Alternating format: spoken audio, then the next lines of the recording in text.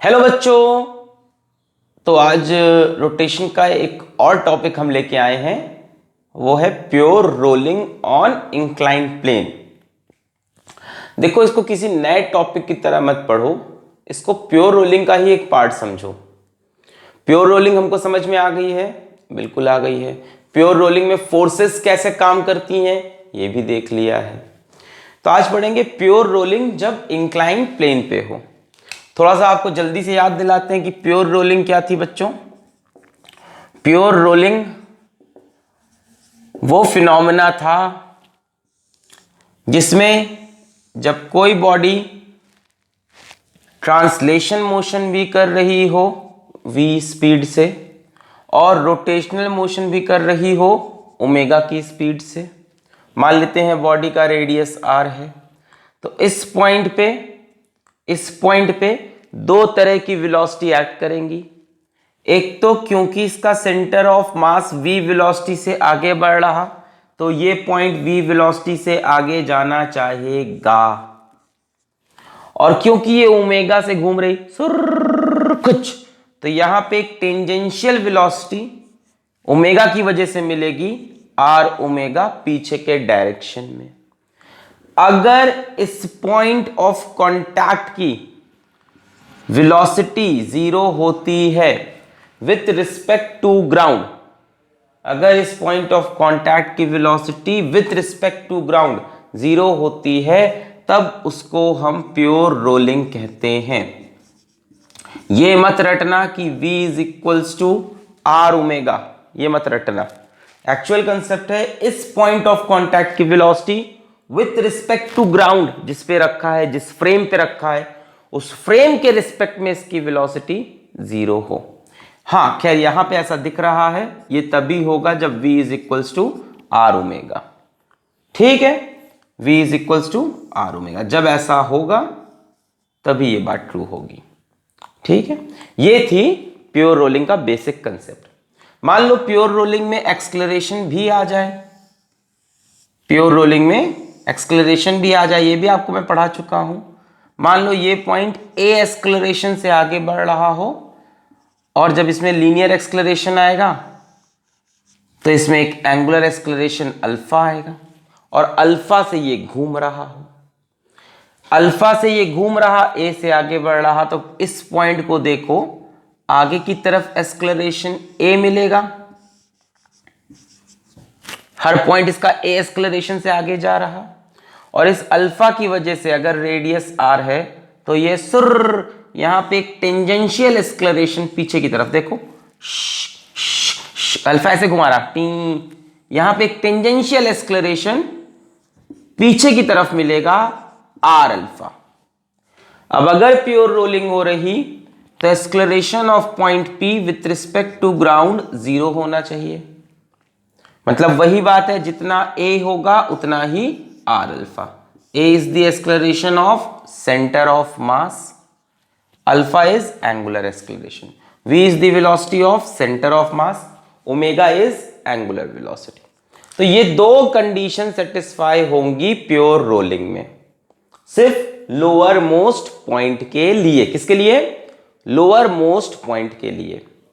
कई लोग एक स्टेटमेंट देते हैं कि प्योर रोलिंग में फ्रिक्शन नहीं लगता, friction is not there, pure rolling में फ्रिक्शन इज नॉट देयर, कोई फ्रिक्शन इसमें नहीं होता।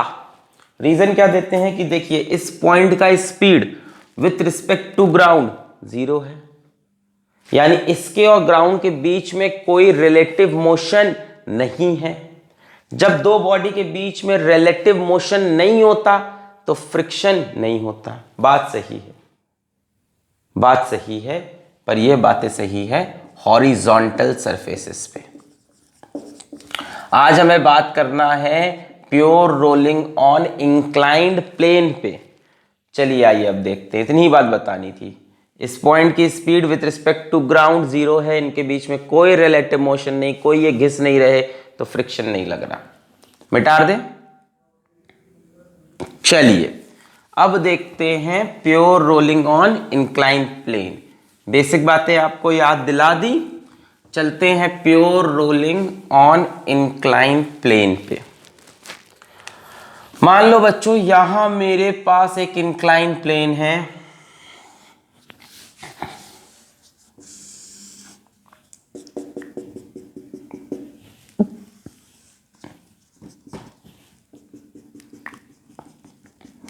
जिसका इंक्लिनेशन थीटा एंगल है, जिसकी हाइट h है।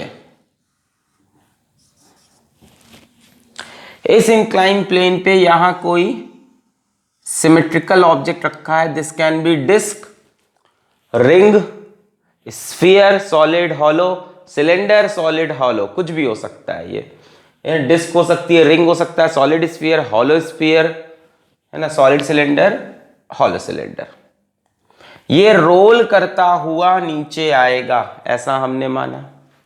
थोड़ी देर के लिए मानते हैं कि इंक्लाइन स्मूथ है, इंक्लाइन स्मूथ है। अच्छा, इंक्लाइन स्मूथ होगा तो इस बॉडी पे कौन कौन सी फोर्स लगेगी?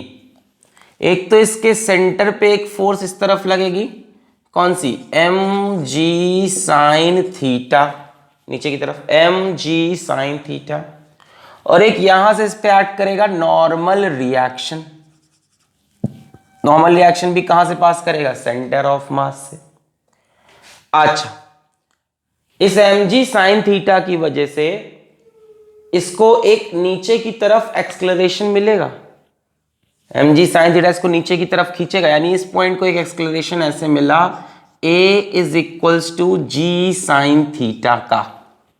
भाई एक्सलेरेशन क्या होगा? फोर्स डिवाइडेड बाई मास, तो एक्सलेरेशन मिलेगा जी साइन थीटा का। क्या ऊपर की तरफ कोई एक्सलेरेशन मिल सकता है? नहीं मिल सकता। यह बॉडी अभी घूमने की स्थिति में नहीं है। अभी अगर इंक्लाइन प्लेन स्मूथ है, कोई फ्रिक्शन नहीं है, सो ये body can only undergo translation motion.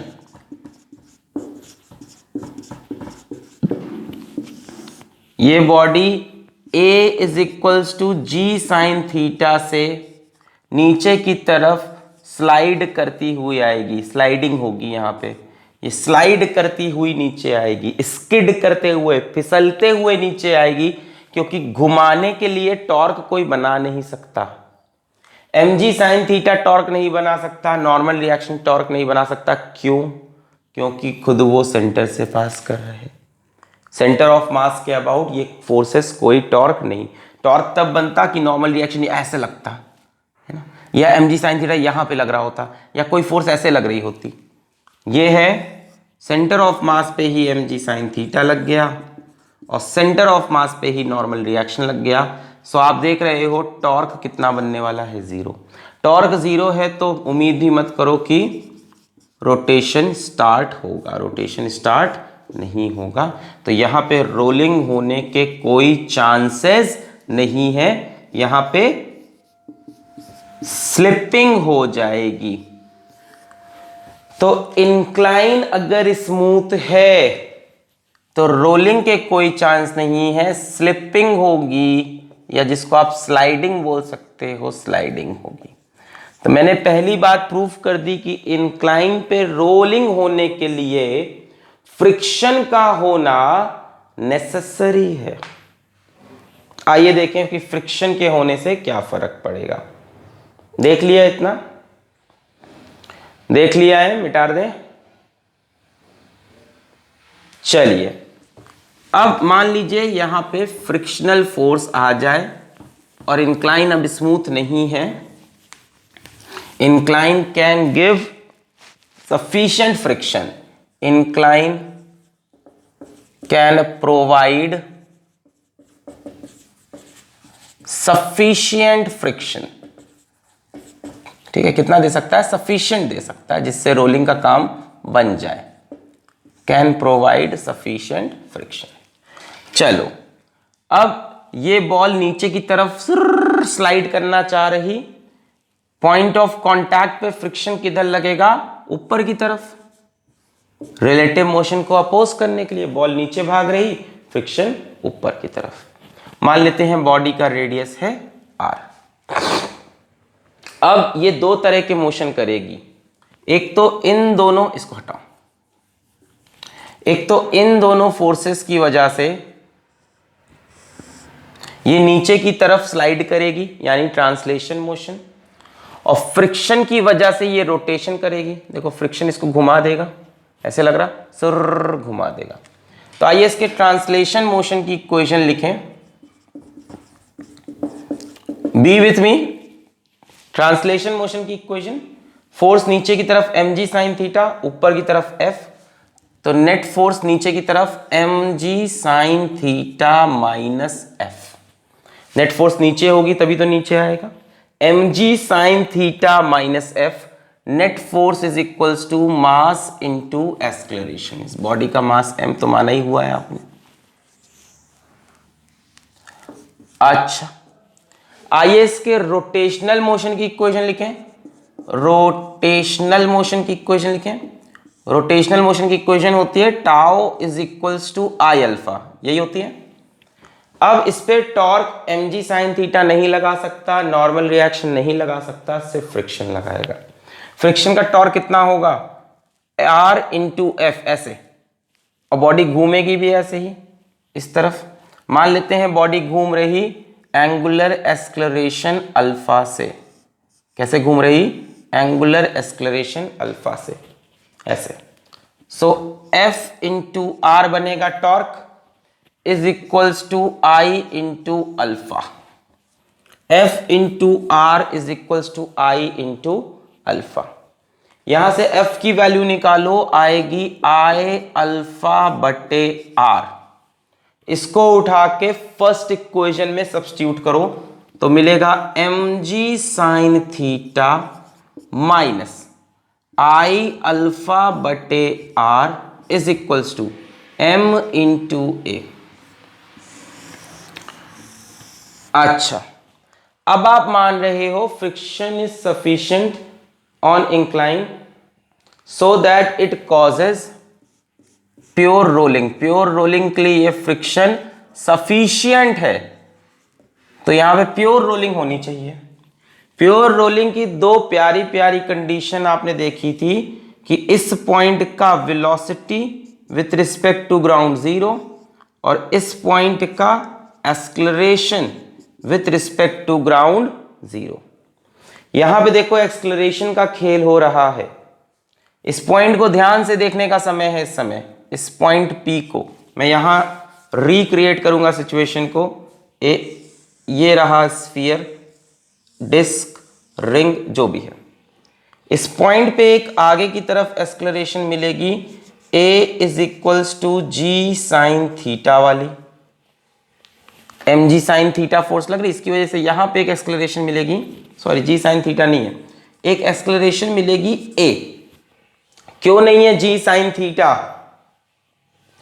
इस बार नीचे की तरफ एक्सेलरेशन क्यों नहीं है जी साइन थीटा? क्योंकि ऊपर फ्रिक्शन आ गया है तो एक्सेलरेशन जी साइन थीटा से कम हो जाएगी। पिछली बार नीचे की तरफ सिर्फ एक फोर्स थी mg साइन थीटा, इस बार एक फोर्स ऊपर भी है F, तो नेट एक्सेलरेशन होगा mg sine theta minus F divided by m। देखो ये mg sine theta minus F divided by m। Okay, so एक एक्सेलरेशन A नीचे की तरफ, ये अल्फा से घूम रहा, सुर सुर सुर सुर, ऐसे अल्फा से ट्र ट्र ट्र ट्र, तो यहां आके एक एक्सेलरेशन ऊपर की तरफ आर अल्फा, बोलो सही है, अल्फा से घूम रहा है इधर, आर अल्फा नीचे ए। अगर प्योर रोलिंग हो रही तो A is equals to r alpha होगा, तभी इस पॉइंट का नेट एक्सेलरेशन 0 होगा। सो प्योर रोलिंग अगर हो रही तो ये कंडीशन ट्रू होगी कि इसका जो एक्सेलरेशन यहां पे नीचे है और अल्फा की वजह से जो आर अल्फा ऊपर है, दोनों बराबर। अच्छा, तो हम अल्फा की जगह A बाई आर रख सकते हैं। यहां पे अल्फा की जगह A बाई आर, तो प्योर रोलिंग मान के कहानी को आगे बढ़ाया, mg sine theta minus I a by r square हो जाएगा इज इक्वल्स टू ma। यहां से ए को सब्जेक्ट बनाने की कोशिश करिए, ये टर्म इधर जाएगा, ए कॉमन हो जाएगा, m plus I by r square, उसको नीचे लाएंगे तो मिलेगा हमको a is equals to m ji sine theta upon m plus I by r square मिलेगा। अब एक काम करते हैं, ऊपर नीचे m से डिवाइड कर देते हैं तो हमें मिलेगा g साइन थीटा अपॉन, ये m से m डिवाइड हुआ, 1 प्लस m से डिवाइड हुआ i बटे M R square. This is the acceleration of any body on inclined plane. कितनी? g sine theta upon 1 plus i बटे M R square. g sine theta upon 1 plus i बटे M R square. Acceleration is g sine theta upon 1 plus i बटे M R square. अगर कोई body incline plane पे pure rolling कर रही तो उसकी एक्सेलरेशन का एक्सप्रेशन ये आएगा, नोट कर लीजिए। अब आई अलग अलग बॉडी का अलग अलग होगा, डिस्क दिया है तो उसका आई, रिंग दिया है तो उसका आई, सिलेंडर दिया है तो उसका आई, सॉलिड स्फीयर तो उसका आई। बात क्लियर? मैंने दो इक्वेशन बनाई, एक ट्रांसलेशन मोशन की, एक रोटेशन मोशन की, और उससे ए की वैल्यू निकाल दी। बात साफ है भाई? बहुत बढ़िया। मिटा दूं? बहुत बढ़िया। क्लियर है ये? मैंने बोला friction into are is equals to I alpha, F की value I alpha by R. फिर मैंने कहा अगर प्योर रोलिंग हो रही तो अल्फा ए बाई आर, उसके बाद इसको इधर ले गए, ए कॉमन हुआ, m plus I by r square नीचे लाए, एम से ऊपर नीचे डिवाइड किया।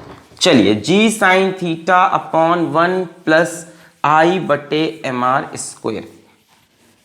चलिए यहां तक हुआ। अब हम निकालते हैं कि यहां पर आने पे इस बॉडी की क्या लीनियर स्पीड होगी। यहां हम मानते हैं रेस्ट से इसको हमने छोड़ा, यहां हमने इसको हम मान लेते हैं रेस्ट से छोड़ा, तो यहां आते आते इस बॉडी के पास क्या स्पीड हो जाएगी। आइए क्या स्पीड हो जाएगी, आइए देखते हैं। देखो इस बॉडी का जो एक्सेलरेशन है वो कांस्टेंट है, जी पूरे रास्ते कांस्टेंट, थीटा पूरे रास्ते constant, moment of inertia body का चेंज होने वाली नहीं, बॉडी का मास चेंज होने वाला नहीं, बॉडी का रेडियस चेंज होने वाला नहीं, मतलब बॉडी का जो भी एक्सेलरेशन है it is constant. Constant acceleration के लिए हमारे पास कुछ इक्वेशंस थी, इक्वेशंस ऑफ मोशन, वो हम यूज कर सकते हैं। यहां वेलोसिटी 0, यहां velocity v, v square is equals to u square plus 2as। क्यों यूज किया? क्योंकि acceleration constant. v square is equals to u तो 0 है, प्लस 2 इंटू a अपना है g sine theta upon 1 plus I बटे M R square multiplied by s। s है बच्चों ये डिस्टेंस, दिस इज s। अब हमें s वेरिएबल दे नहीं रखा, हमें वेरिएबल h दे रखा है। यहां से देखो theta sine theta is equals to h by S, सही है। यहां से s is equals to h by sine theta, ये डिस्टेंस क्या हो जाएगा h by sine theta. So h बराबर साइन थीटा, साइन थीटा ने साइन थीटा को मार दिया, v square is equals to 2gh upon 1 plus I बटे एम आर स्क्वायर। कोई आपसे v की वैल्यू पूछे so this is the value of v। नीचे आने पे ये स्पीड इसकी हो जाएगी √2gh अपॉन 1 प्लस आई बटे एम आर स्क्वायर। क्लियर है? √2gh अपॉन 1 प्लस आई बटे एम आर स्क्वायर, मतलब स्पीड इंक्लिनेशन पे डिपेंड नहीं करेगी। जबकि एक्सलरेशन इंक्लिनेशन थीटा पे डिपेंड करेगी। सर करेगा, गा या गी मेरे को पता नहीं है। क्लियर है? सिंपल एक्सलरेशन कांस्टेंट था v square equal u square plus 2s, u 0 a की वैल्यू वो, और s ये distance, sine theta is equal to h by s, s is equal to h by sine theta. Clear? चलिए इसको भी रब कर देते हैं और इस एक्सप्रेशन को यहां पे लिख लेते हैं हम। स्पीड का क्या है? Under root 2gh upon 1 plus I बटे mr स्क्वायर। ये इसकी फाइनल स्पीड का एक्सप्रेशन है इस जगह पे, और ये एक्सलरेशन का एक्सप्रेशन है। बात करते हैं बच्चों फ्रिक्शन के एक्सप्रेशन की और फ्रिक्शन के बारे में, कि यहां फ्रिक्शन लग तो रहा है, तो ये जो फ्रिक्शन है ये कौन सा फ्रिक्शन है? ये स्टैटिक है या काइनेटिक है? बड़ा सवाल है।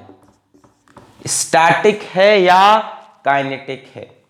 देखो ये जो पॉइंट P है, ये प्योर रोलिंग में तो है ये बॉडी। जो पॉइंट P है उसकी थोड़ी सी बात करो, तो पॉइंट P की इस तरफ वेलोसिटी v और पीछे की तरफ r ओमेगा, नीचे की तरफ v, ऊपर r ओमेगा, सुर r ओमेगा v। इस पॉइंट P की net velocity with respect to incline, जिसको हम ग्राउंड बोल दे, 0 है। अगर इसकी speed with respect to ground 0 है, मतलब कोई रिलेटिव मोशन नहीं हो रहा, रिलेटिव मोशन नहीं हो रहा और उसके बाद भी फ्रिक्शन है। यहां ऐसा नहीं कि फ्रिक्शन नहीं, यहां फ्रिक्शन है। सो नो रिलेटिव मोशन और इसके बावजूद भी फ्रिक्शन है, तो बिना मोशन वाला फ्रिक्शन कौन सा होता है? Static friction. तब लगता है जब बॉडी रुकी हुई हो और बॉडी पे कोई फोर्स लग रही हो, तो उसको बचाने के लिए एक फ्रिक्शन एक्ट करने लगता है। सो यहां फ्रिक्शन है पहली बात तो, और कौन सा है? स्टैटिक फ्रिक्शन है। अगर कोई पूछे इस फ्रिक्शन की वैल्यू कितनी है, आइए चेक करते हैं फ्रिक्शन की वैल्यू कितनी है। पहली वाली इक्वेशन उठा लीजिए, mg sine theta minus f is equals to ma। अब a की वैल्यू पता है, उसको यहां सब्स्टिट्यूट करके f निकालते हैं।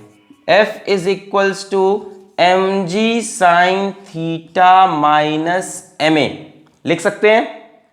इस a की वैल्यू को उठा के यहां सब्स्टिट्यूट करेंगे, mg sine theta minus mg sine theta upon 1 plus I बटे mr स्क्वायर। यहां से देखो mg साइन थीटा कॉमन हो जाएगा, ब्रैकेट में यहां बचेगा 1 माइनस 1 अपॉन 1 प्लस आई बटे mr स्क्वायर। ये f का एक्सप्रेशन बन गया। अब इसको सॉल्व करो तो ये होगा mr स्क्वायर प्लस आई, और ऊपर भी चला जाएगा mr स्क्वायर। यहीं पे सॉल्व कर लूं, mr स्क्वायर प्लस आई और ऊपर चला जाएगा mr square, mr square plus I और ऊपर भी लिख गया mr स्क्वायर। बोला सही है? mg साइन थीटा कॉमन लिया, mr स्क्वायर प्लस आई और नीचे mr स्क्वायर आया, ऊपर चला गया। इसका एलसीएम होगा mr स्क्वायर प्लस आई, यहां पे लिखा जाएगा mr square plus I, mr square से mr स्क्वायर कैंसिल, बचेगा ऊपर i। इतनी बात सबको समझ में आई? देखो क्या आएगा फ्रिक्शन का एक्सप्रेशन, mg साइन थीटा। अब यहां पे एलसीएम होगा mr स्क्वायर प्लस आई, इस जगह पे लिखोगे mr square plus I, mr square cancel, i बटे mr स्क्वायर प्लस आई। ये बनेगा एक्सप्रेशन फॉर फ्रिक्शन। कैसा फ्रिक्शन है? स्टैटिक फ्रिक्शन है। स्टैटिक फ्रिक्शन कैसा फ्रिक्शन है? Static friction. mg sine theta into I upon mr square plus I friction का expression.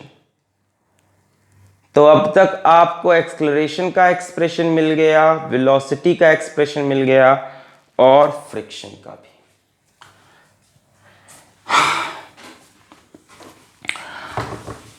अब इसमें बच्चे गलती क्या कर देते हैं, एक बहुत छोटी सी कॉमन सी गलती कर देते हैं कि वो फ्रिक्शन को याद रखते हैं म्यू एन, जो कि गलत नहीं है। सही बात है, फ्रिक्शन म्यू एन हो सकता है, और म्यू इंटू आपको पता है इंक्लाइन प्लेन में एन की वैल्यू होती है mg cos थीटा, है ना। नॉर्मल रिएक्शन किसके इक्वल होता है, इधर mg sin थीटा होता है, इधर क्या लगता है नीचे की तरफ mg cos थीटा, तो normal reaction is equals to mg cos theta, और वो लिख देते हैं f is equals to mu mg cos theta, जो कि गलत हो जाता है। ये बच्चों लिमिटिंग फ्रिक्शन है, दिस इज लिमिटिंग फ्रिक्शन। यहां पे कौन सा फ्रिक्शन लगना है, स्टैटिक फ्रिक्शन। ये मैक्सिमम फ्रिक्शन है जो लग सकता है, तभी बोला है सफिशिएंट फ्रिक्शन की बात की है। क्या इंक्लाइन इतना फ्रिक्शन दे पाएगा, क्या इंक्लाइन इतना फ्रिक्शन दे पाएगा, डिपेंड करेगा इस एक्सप्रेशन पे। अगर लिमिटिंग फ्रिक्शन की वैल्यू इस वैल्यू से भी कम है तब इंक्लाइन इतना फ्रिक्शन नहीं दे पाएगा। ये फ्रिक्शन हमको चाहिए, this is the required friction and this is the maximum available friction. इससे ज्यादा फ्रिक्शन ये इंक्लाइन नहीं दे सकता। सो जो रिक्वायर्ड है, अगर वो अवेलेबल मैक्सिमम से कम हो तो काम चलेगा, अदरवाइज काम नहीं चलेगा। मतलब what I am saying, the condition is F required must be less than F limiting, ये कंडीशन है। ये नहीं उठा के सीधा एफ लिमिटिंग। इतना friction, static friction self adjusting होता है, याद है, static friction is self adjusting, उसकी कोई फिक्स्ड वैल्यू नहीं होती। तो सीधा ये कह देना कि friction mu M G cos theta है, कंसेप्ट गलत, क्योंकि static friction is self adjusting, वो रही उसकी वैल्यू। फिर एक कंडीशन बन के आती है म्यू के लिए कि म्यू कम से कम कितना हो कि ये रोल कर जाए। मान लो म्यू बहुत कम हुआ, मतलब फ्रिक्शन बहुत कम है। म्यू कम होने का मतलब बहुत स्मूथ सरफेस है, म्यू जितना बढ़ेगा सरफेस में रफनेस उतनी ज्यादा। अगर म्यू बहुत कम है तो इसको प्रॉपर फ्रिक्शन नहीं मिल पाएगा। तो आइए फाइंड करते हैं कम से कम म्यू कितना हो जाए। इस कंडीशन को यूज करो, कहानी मिल जाएगी। एफ रिक्वायर्ड कितना है, M G sine theta I upon M R square plus I, और एफ लिमिटिंग कितना है, mu M G cos theta. यहां से एम जी मर गया, म्यू हो जाएगा sine theta by cos theta tan theta. तो यहां से जो एक्सप्रेशन बन रहा, अब शायद इसकी जरूरत हमको नहीं पड़ेगी, ओके। सो जो अब एक्सप्रेशन बन रहा वो बन रहा mu is greater than tan theta into I upon M R square plus I. Greater than equal to लगा दो, ग्रेटर देन इक्वल टू, है ना, मतलब लास्ट वैल्यू ये है। सो म्यू कम से कम tan theta upon I plus M are square by I हो या उससे ज्यादा हो। तो एक और कंडीशन मिली हमको प्योर रोलिंग की। पहली थी acceleration g sine theta upon 1 plus I बटे M R square, very important, very important. दूसरी मिली कि इस जगह पे स्पीड कितनी है, under root 2 g h upon 1 plus I by m are square, clear. तीसरी फ्रिक्शन की मिली स्टैटिक फ्रिक्शन है, mu M G cos theta नहीं लगाना है, M G sine theta I बटे M R square plus I. समझ में आया। अगर स्टैटिक फ्रिक्शन है तो उसकी एक फाइनल लिमिट होगी जहां तक वो जा सकता है, इसीलिए टॉपिक का नाम है सफिशिएंट फ्रिक्शन। इतना फ्रिक्शन ये दे पाएगा या नहीं। तो मैंने कहा जो रिक्वायर्ड है वो लिमिटिंग से कम हो, और उससे मैंने म्यू की कंडीशन निकाल दी। क्लियर है, क्लियर है। अब बात करते हैं कि यहां से यहां क्या कंजर्वेशन ऑफ एनर्जी लगा सकते हैं। या नहीं। कंजर्वेशन ऑफ मैकेनिकल एनर्जी हम तब लगाते थे जब कोई एक्सटर्नल फोर्स ना हो, कोई नॉन कंजर्वेटिव फोर्स ना हो। नॉन कंजर्वेटिव मतलब फ्रिक्शन, पर यहां तो फ्रिक्शन की फोर्स है। क्या यहां पे जितनी एनर्जी है वो यहां तक बची रहेगी या कुछ एनर्जी फ्रिक्शन खा जाएगा? इंपॉर्टेंट सवाल, वेरी इंपॉर्टेंट क्वेश्चन।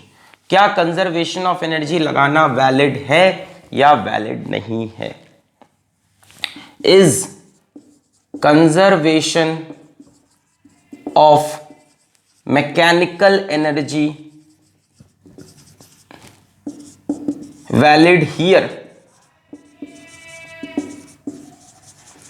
फ्रिक्शन के होने से कहानी बिगड़ती हुई दिख रही है, क्योंकि फ्रिक्शन एक डिसिपेटिव फोर्स होता है। डिसिपेटिव मतलब जो एनर्जी को बर्बाद करे, ऐसी फोर्स होता है।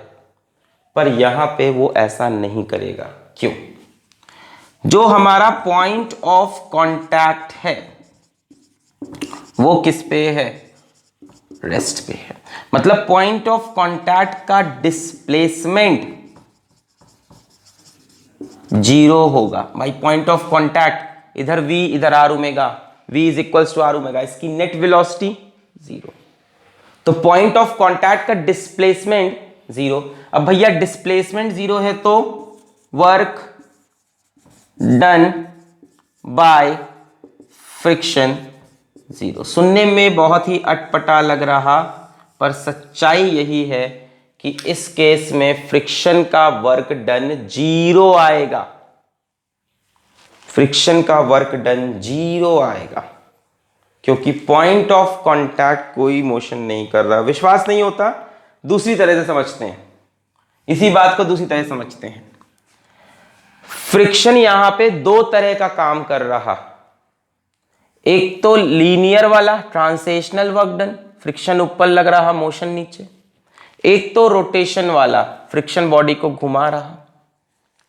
तो फ्रिक्शन का total work done by friction in translation motion, work done by friction in rotational motion का सम 0 आता है। क्यों? समझो। ट्रांसलेशन मोशन की बात करें, लीनियर मोशन की बात जब कर रहे, ट्रांसलेशन मोशन की, फ्रिक्शन ऊपर है, डिस्प्लेसमेंट नीचे है। मतलब ट्रांसलेशनल मोशन का वर्क डन कुछ नेगेटिव में आएगा। फ्रिक्शन ऊपर, डिस्प्लेसमेंट नीचे, फ्रिक्शन ऊपर, डिस्प्लेसमेंट नीचे, तो नेगेटिव में आएगा। और रोटेशन मोशन की बात करें तो फ्रिक्शन भी इधर लग रहा, बॉडी का डिस्प्लेसमेंट, एंगुलर डिस्प्लेसमेंट भी ऐसे ही हो रहा। मतलब जिस डायरेक्शन में फ्रिक्शन टॉर्क बना रहा उसी डायरेक्शन में एंगुलर डिस्प्लेसमेंट, यानी रोटेशनल वर्क डन पॉजिटिव। और इसकी वैल्यू इक्वल एंड अपोजिट आती है, नेट वर्क डन 0। तो आप ये भी बोल सकते हो जो फ्रिक्शन का ट्रांजिशनल वर्क है वही नेगेटिव ऑफ फ्रिक्शन का रोटेशनल वर्क है। फ्रिक्शन फोर्स दो तरह के काम कर रहा, एक तो बॉडी के लीनियर मोशन को भी करा रहा, दूसरा बॉडी के रोटेशनल मोशन को भी करा रहा। लीनियर में किया हुआ वर्क नेगेटिव, फ्रिक्शन ऊपर डिस्प्लेसमेंट नीचे, फ्रिक्शन ऊपर डिस्प्लेसमेंट नीचे, फ्रिक्शन ऊपर डिस्प्लेसमेंट नीचे, वर्क डन नेगेटिव। रोटेशन में जो फ्रिक्शन घुमाना चाह रहा, एंगुलर डिस्प्लेसमेंट वही हो रहा, work done positive. So net work done by friction is 0। अगर फ्रिक्शन का नेट वर्क डन 0 हो गया मतलब friction is not a dissipative force here, energy waste नहीं कर रहा। Very important, very important. Friction का नेट वर्क डन 0 आ गया। So is conservation of mechanical energy valid here? The answer is yes. Reason क्या दोगे? रीजन दोगे work done by friction is 0। So conservation of mechanical energy हम इस incline पे लगा सकते हैं। तो ये तो थ्योरी की बात हो गई। अब बात करें क्या सच में कंजर्वेशन ऑफ मैकेनिकल एनर्जी लगाने पे रिजल्ट पे कोई फर्क पड़ रहा है कि नहीं? क्या आंसर सेम आ रहे हैं कि नहीं? आइए देखते हैं। हम सबसे हायर मोस्ट पॉइंट और सबसे लोअर मोस्ट पॉइंट पे कंजर्वेशन ऑफ मैकेनिकल एनर्जी लगाते हैं। यहां पे बॉडी के पास होगी सिर्फ पोटेंशियल एनर्जी, बॉडी रेस्ट पे है। सो mgh, इस जगह पे मास mgh, सिर्फ पोटेंशियल एनर्जी। नीचे वाले पॉइंट पे बॉडी के पास सिर्फ काइनेटिक एनर्जी होगी और दो तरह की काइनेटिक एनर्जी होगी, एक ट्रांसलेशनल, एक rotational. So translational kinetic energy half M we square और rotational half I omega square. बोलो सही है। ऊपर वाले पॉइंट पे सिर्फ पोटेंशियल एनर्जी mgh, नीचे वाले पे सिर्फ kinetic energy half mv square plus half I omega square. अच्छा, अगर प्योर रोलिंग हो रहा तो v is equals to r omega, या ओमेगा की जगह v बाई आर रख सकते हैं। तो यहां ओमेगा की जगह v बाई आर रखेंगे। नेक्स्ट स्टेप में mgh is equals to half M we square plus half I, omega की जगह v by r, v square by r square. हाँ, यहां से 2 कॉमन हुआ, 2 इधर गया, 2mgh is equals to m we square plus I v square बटे are square. यहां से v को सब्जेक्ट बनाएंगे तो v स्क्वायर कॉमन हो जाएगा m प्लस आई बटे are square, v square common m plus, तो यहां से v इसको इधर भेजा, so v square is equals to 2mgh upon m plus I बटे आर स्क्वायर।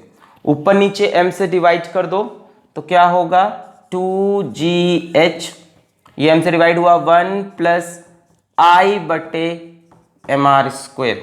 यहां से v की वैल्यू होगी under root 2gh 1 plus I बटे एम आर स्क्वायर। तो यस, रिजल्ट्स भी सही आ रहे, मतलब conservation of mechanical energy valid है। यहां पे देखो रिजल्ट भी सेम आ रहा, कंजर्वेशन ऑफ मैकेनिकल एनर्जी लगाया, सेम आंसर आ गया स्पीड का, under root 2gh upon 1 plus I बटे एम आर स्क्वायर। इतनी ही बातें हैं pure rolling on incline plane पे। a is equals to this, यहां पे स्पीड ये, work done by friction 0, friction static है उसकी वैल्यू ये, म्यू की मिनिमम वैल्यू ये, और कंजर्वेशन ऑफ एनर्जी वैलिड। बस इतनी ही बातें थी। जल्दी से इसको रिवाइंड करके चाहो तो एक बार जल्दी से देख लो। अब हम करने जा रहे हैं इस क्वेश्चन पे, इस टॉपिक पे आए हुए आईआईटी जेईई के प्रीवियस ईयर क्वेश्चंस। चलिए मैं रब करना स्टार्ट करूं। क्लियर हो गया concept? Conservation of energy is valid. चलिए, अगर बच्चों फ्रिक्शन इससे कम होता, म्यू इससे कम होता जो चाहिए था लिमिटिंग से, ये जो वैल्यू आ रही वो लिमिटिंग से कम है, मान लो ये आंसर आता 4 न्यूटन और mu M G cos theta की वैल्यू होती 2 न्यूटन, तो मतलब इतना फ्रिक्शन ये सरफेस प्रोवाइड नहीं कर पाता, तो बॉडी स्लाइड करते हुए नीचे चली जाती, फिसलती हुई, स्लिप करते हुए नीचे चली जाती, गोल गोल घूम नहीं पाती। चलिए क्वेश्चन लेते हैं सबसे पहले जेई 2000, तो पहला क्वेश्चन मेरे पास है जेई 2012 का। 2012 में बोला कि ये एक इंक्लाइन प्लेन है और इसके ऊपर से 2 सिलेंडर गिर रहे हैं। एक सिलेंडर का नाम है P, एक सिलेंडर का नाम है Q। P में जो मास है वो आउटर सरफेस पे है और Q पे जो मास है वो एक्सिस पे है। Q का सारा मास एक्सिस पे है और P का सारा मास आउटर सरफेस पे है। ये डिफरेंस है 2 सिलेंडर में, ठीक है। 2 solid cylinder P and Q of same mass and same radius, दोनों का मास सेम है, दोनों का रेडियस भी सेम है। Same mass same radius, start rolling down a fix incline plane from the same height at the same time. इसी incline plane से दोनों चले from the same height at the same time. Cylinder P has most of its mass concentrated near its surface. Cylinder P has most of its mass concentrated near its surface, while Q has most of its mass concentrated near the axis. Q का maximum mass concentrated near the axis. P के surface पे mass है और Q के axis पे। Which of the following statement is are correct? Which of the following statement is are correct? तो इन्होंने हमें 4 स्टेटमेंट दिए हैं। पहली स्टेटमेंट है both P and Q reach ground simultaneously। एक एक स्टेटमेंट को प्यार से एनालाइज करना है। B, P has larger linear acceleration। C, both reach with same translation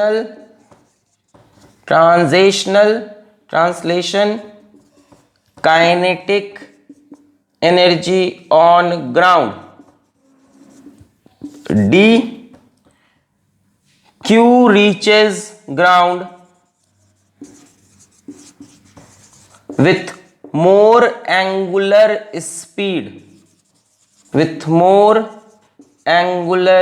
speed, चलिए आप इसको ट्राई करिए, चारों ऑप्शन को एनालाइज करिए, सोचिए।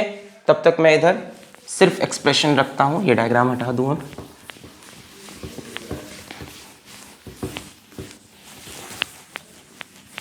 चलिए आप सोचिए, एनालाइज करिए, सोचिए, बताइए क्या आंसर सही है। मैं इधर एक्सप्रेशन सारे रिक्रिएट कर लूँ। 1+I/mr² v/√2gh।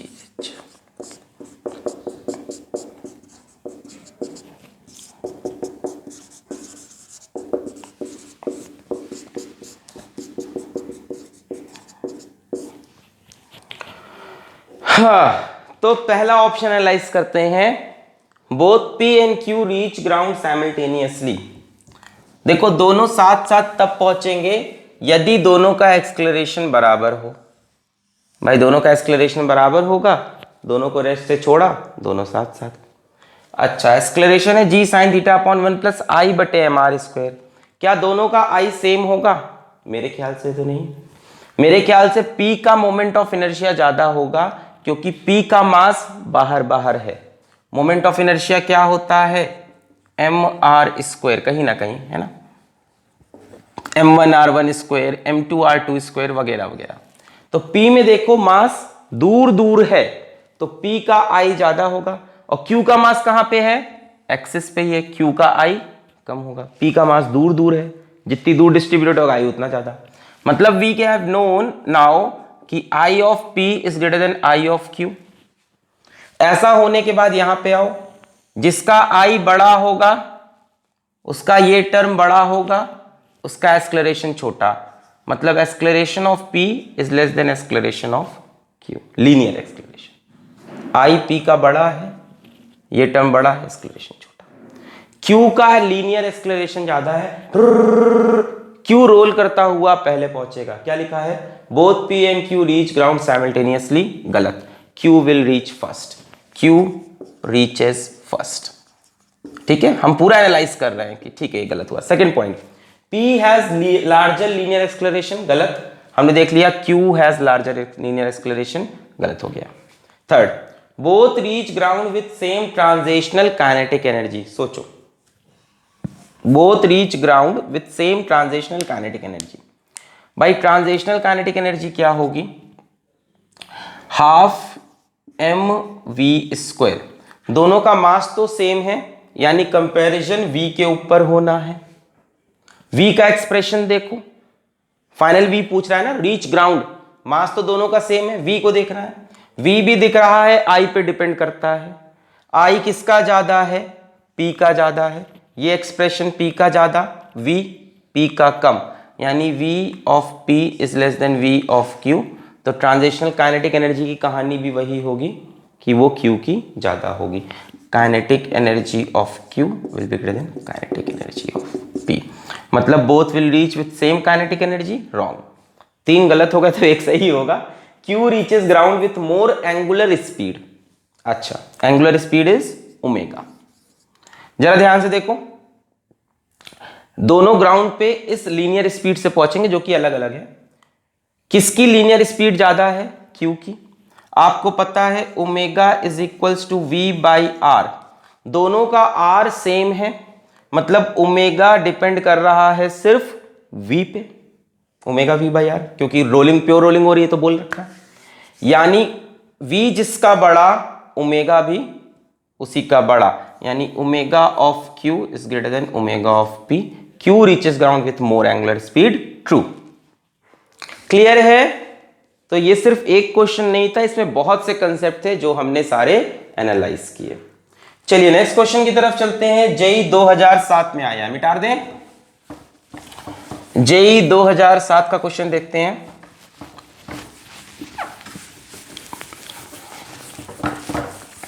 इन्हीं कंसेप्ट पे बेस्ड है। जेई 2007 में क्या बोल रहा है हमको, इसमें कह रहा है कि यहां पे एक सरफेस है ऐसा, यहां से एक ऑब्जेक्ट ऊपर फेंका गया, रोल किया गया, प्योरी रोलिंग है, v वेलोसिटी से फेंका गया, और ये मैक्सिमम हाइट जो पहुंचा है that is 3v square by 4g, यही बोला है, maximum height 3v square by 4g। पूछा है ये ऑब्जेक्ट क्या है, व्हाट इज दिस ऑब्जेक्ट। चार ऑप्शन लिख दूं मैं, ring, solid sphere, hollow sphere, disc.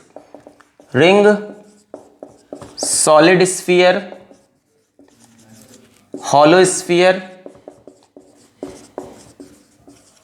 या डिस्क। इस ऑब्जेक्ट को पूछा है, ये ऑब्जेक्ट क्या है, ट्राई करिए।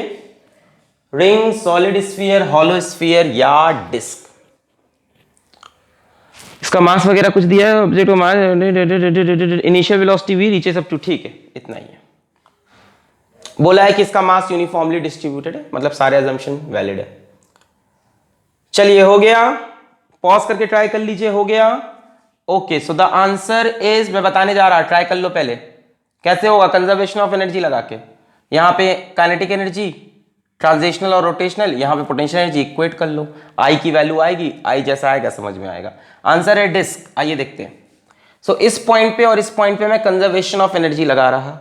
यहां पे इसके पास सिर्फ काइनेटिक एनर्जी होगी, दो तरह की, एक लीनियर ट्रांसलेशनल और एक रोटेशनल, यानी half M we square plus half I omega square, घूम भी रहा होगा ना, half I omega square is equals to, यहां पहुंच के इसके पास सिर्फ एक एनर्जी होगी, दैट इज पोटेंशियल एनर्जी, वहां पहुंच के रुक गया होगा तो kinetic energy zero. So m g h की वैल्यू ये पुट कर दो, खत्म।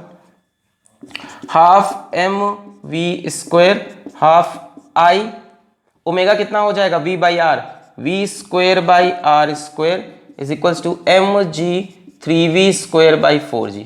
ओमेगा की जगह v बाई आर, क्योंकि प्योर रोलिंग बता रहा है, v स्क्वायर से v स्क्वायर से v स्क्वायर मर गया, 2 कॉमन होकर उधर चला जाएगा, m प्लस आई बटे are square is equals to 2mg into 3/4g, g मर गया, 2 1 2, 2 2 4, 3m/2।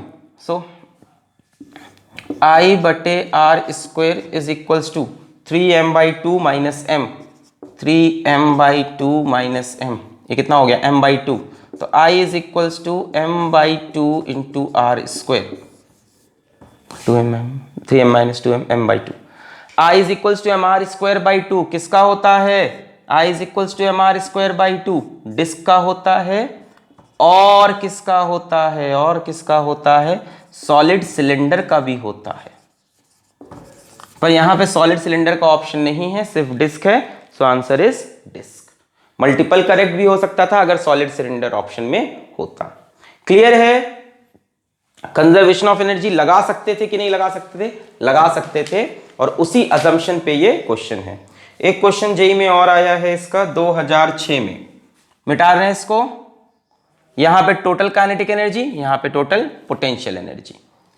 चलिए 2006 का क्वेश्चन देखिए, कंसेप्चुअल क्वेश्चन पूछा था 2006 में इन्होंने हमसे।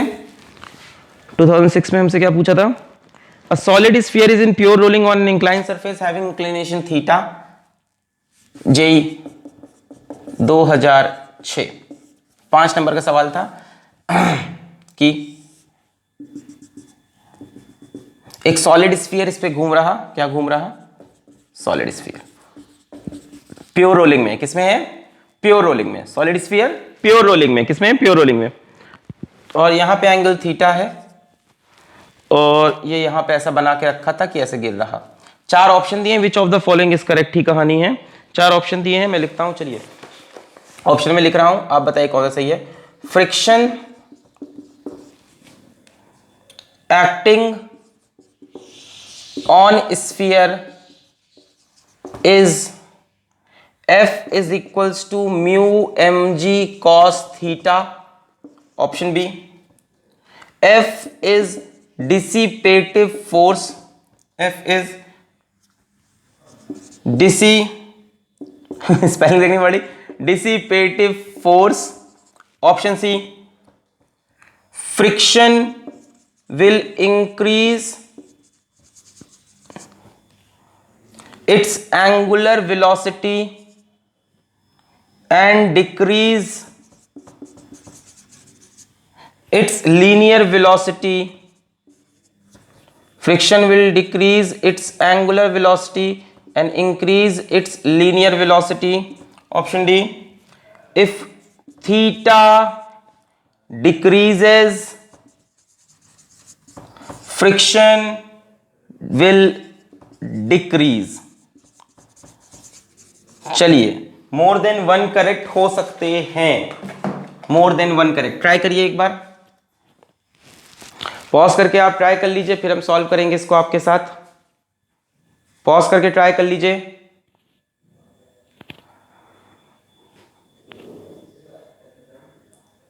चलिए, कर लिया है। आइए देखें, friction acting on sphere is गलत बात, ये फ्रिक्शन नहीं होगा। ये कौन सा फ्रिक्शन लगा दिया इन्होंने, लिमिटिंग, और हमें पता है फ्रिक्शन कौन सा है, स्टैटिक फ्रिक्शन, तो ये है ना mg sin theta into I upon I plus mr², ये तो लिमिटिंग लगा दिया। F इज डिसिपेटिव, हाँ फ्रिक्शन डिसिपेटिव होता है, पर इस केस में हमने देखा था फ्रिक्शन डिसिपेटिव नहीं था। Net work done by friction force is 0, याद है, ट्रांजिशनल का वर्क डन नेगेटिव, फ्रिक्शन ऐसे लग रहा था, डिस्प्लेसमेंट इधर, work done bye transitional friction negative, work done bye rotational friction was positive, friction जैसे घुमा रहा था वैसे घूम रहा था। सो ये भी गलत हो गया। F इज नॉट डिसिपेटिव क्योंकि net work done by friction 0। F will increase its omega and decrease its V। सोचो, अब सोचो ये चीज लॉजिकली, ये हमने पढ़ी तो नहीं, अब सोचो, ये F लग रहा, इधर V होगा और ऐसे होगा ओमेगा, सही बोल रहे हैं कि गलत, सही बोल रहे हैं, ऐसे भी ऐसे होगा। देखो F की वजह से रोटेशन तो बढ़ रहा है इसका, F देखो घुमाने को सपोर्ट कर रहा है, तो बात तो सही है कि F की वजह से ओमेगा बढ़ेगा। भाई फ्रिक्शन ही तो है जिसकी वजह से बॉडी घूम रही है, तो फ्रिक्शन की वजह से ही तो ओमेगा बढ़ता रहेगा। जब तक फ्रिक्शन लगता रहेगा तब तक F इंटू आर टॉर्क मिलता रहेगा, जब तक टॉर्क मिलता रहेगा तो एंगुलर एक्सेलरेशन मिलता रहेगा, जब तक एंगुलर एक्सेलरेशन मिलता रहेगा ओमेगा बढ़ता रहेगा। ये लाइन तो सही है।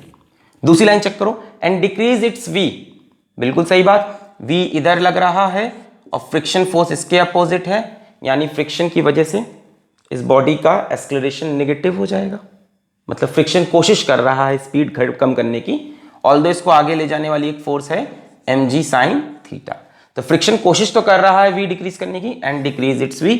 Option C is correct. More than 1 correct है, डी भी चेक करें। If theta decreases friction will decrease, friction का एक्सप्रेशन ये रहा mg sin theta I upon I plus mr², theta कम करोगे साइन थीटा कम होगा, फ्रिक्शन कम होगा, एकदम सही।